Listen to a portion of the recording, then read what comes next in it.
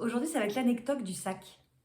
Alors je vais vous parler d'un ancien toc que j'ai plus depuis longtemps, mais qui était invivable. Dans les années 2000, les tocs m'empêchaient de rester seule chez moi. Ma grand-mère paternelle étant en retraite, j'allais donc chez elle, à n'importe quelle heure, du jour et de la nuit.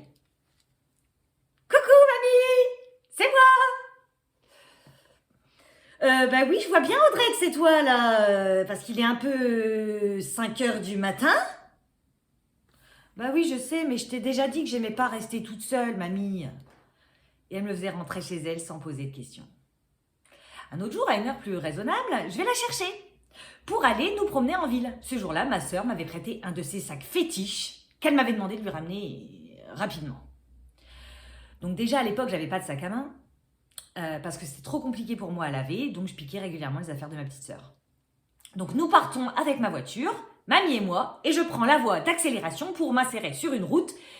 Et là, j'entends un drôle de bruit sourd. Je regarde dans mon rétroviseur et je vois le sac de ma sœur, mon téléphone et la façade de mon poste radio. Ah oui, à l'époque, il y avait des façades détachables de postes radio sur la route. Donc réflexe, j'arrête immédiatement la voiture, frein à main, je mets les warnings et je dis à ma grand-mère « Bon mamie, tu bouges pas de là, je vais rechercher les affaires que j'avais laissées sur le toit de la voiture. » Et je cours rechercher tout mon attirail qui par chance avait été esquivé par les autres voitures et je reviens. Je retrouve alors mamie hors de la voiture, cachée derrière une barrière. Je lui dis « Non mais mamie, mais qu'est-ce que tu fous? Tu vas te faire écraser là, remonte !»